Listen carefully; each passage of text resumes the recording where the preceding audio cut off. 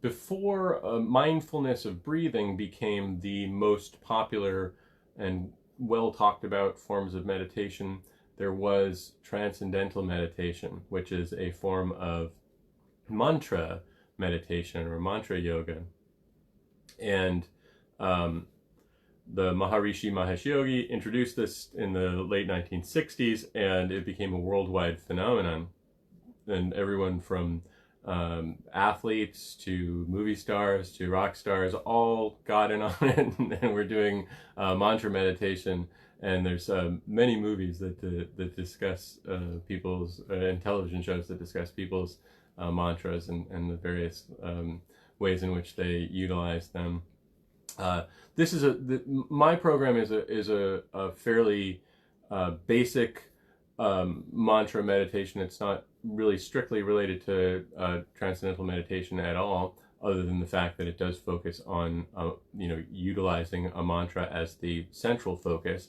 And so this one is again related to the bhakti and the focus meditation, except that this one focuses on sound as the first component, and the other two components become of visual and kinesthetic become the secondary aspects of it, while the auditory repetition of a sound is the first part of it.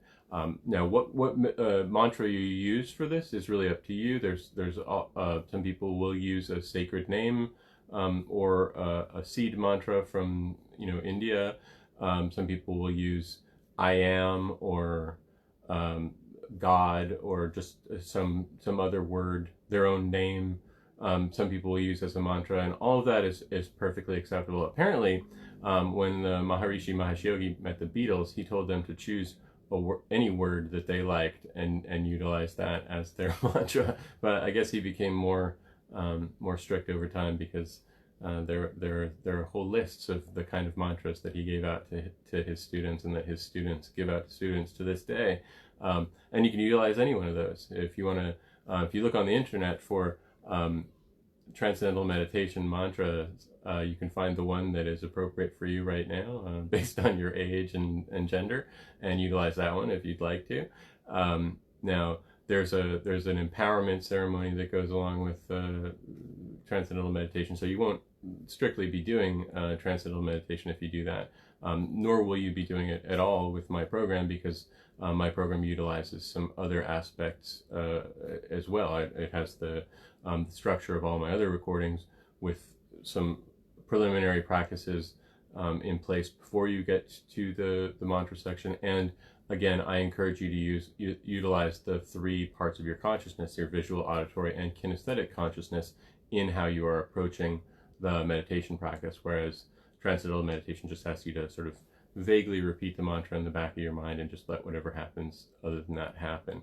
I'm encouraging you to take a little bit more of a focused approach to it.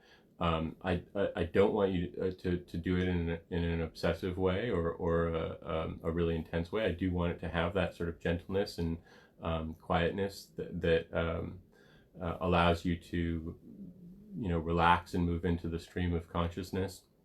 But I want you to engage all three aspects. And so there's a few different ways that you can engage with the other aspects. I mean, the mantra itself, any mantra, whether you're using Om or something else, it has a vibratory quality to it. Even if you're doing it silently in your consciousness, you can do it out loud once to sort of connect with that vibratory quality, and then continue to feel it inside as you're doing it.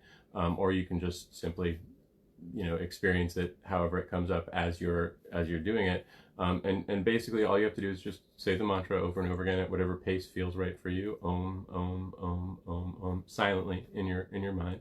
And then for the visual aspect, there's a few different things you can do. If you're utilizing a traditional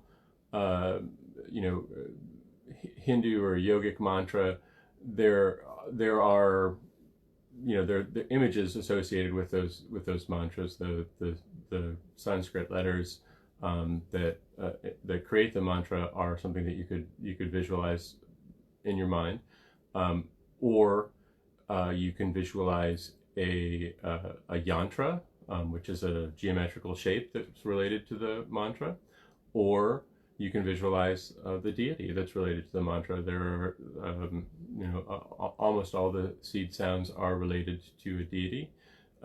So you can just visualize that. Or there are ones that have to do with the chakras as well, and you can just visualize the chakra if you want to.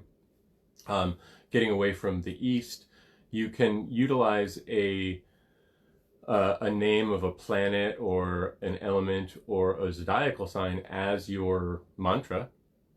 Jupiter, Jupiter, Jupiter, and you can visualize the color associated with that in whatever your tradition is, or the shape associated with that. So for Jupiter, it's generally a square is the shape for Jupiter, since it's the fourth of the planets in the Chaldean scheme.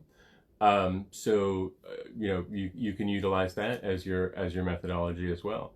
You could additionally choose a name of God from the Western pantheon of gods that isn't planetary, or you could utilize a one of the strange sonic poems of the the Greek magical papyri as your mantra, and visualize something related. The sky's the limit. The main thing is you want to have it be on the shorter side. You don't want to have there are mantras that are quite long, but for this particular purpose, because you're wanting to focus your mind in a singular way, having a really long mantra is not all that useful. You can use one that has a few words, like Om Namah Shivaya. That's fine, but at that point, why not just use Om and make it easy? Basically, just utilize all three components of your consciousness throughout: the visual, auditory, and kinesthetic, and you're going to find yourself moving into amazing places fairly quickly.